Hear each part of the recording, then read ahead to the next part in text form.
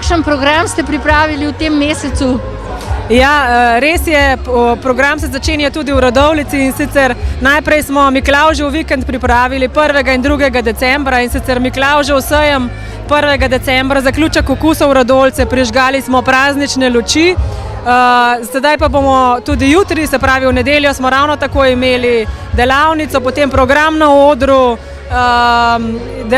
potem Miklavžev sejem, potem pa nadaljujemo 22. decembra in vse do konca, do novega leta bomo imeli na trgu sejem praznični in pa ulične predstave, stojnice, delavnice za otroke, veliko programa, skratka 29. pa tudi koncert Orlekov.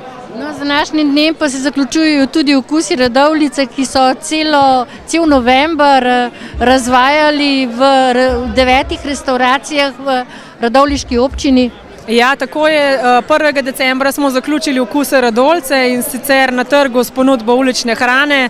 Lahko rečemo, da je tudi letošnji november zelo dobro uspel, gostilne so vse zelo zadovoljne, obisk je še večji kot v prejšnjih letih, tako da res je to projekt, ki je na pravi poti tudi v prihodnosti. 1. december je čas adventa in s tem tudi prižig luči, ki jih prižigate zdaj že v 3. mandatu. To drži? Ja, res je, no, pogledajte, jaz sem tako zadovoljen danes tele, ker toliko ljudi pa še nikoli ni bilo. In tako lepo imamo okrašeno Radovljico, da sem ponosen in ljudi vidim, da so res uživajo. Prišle so v družine z otroci in res je sanjsko. Letos je za okrasitev poskrbela Sabina Šegula. To je res, moram pohvaliti, ampak pohvaliti moram pa tudi naše prostovoljce. Toliko prostovoljcev, kot je bilo letos, jih še ni bilo, in zato je tudi zelo kvalitetno so te girlande, srčki narejeni, in to je že opaziti na prvi ta vtis, ogled.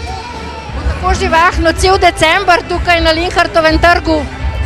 Res je, mi bomo imeli cel december ogromno število prireditev, seveda pa vse vabim na Silvestrovo, ki bojo pa Gregorji igrali, tako da v takem številu, kot je danes, da bo zadovoljstvo še toliko večje.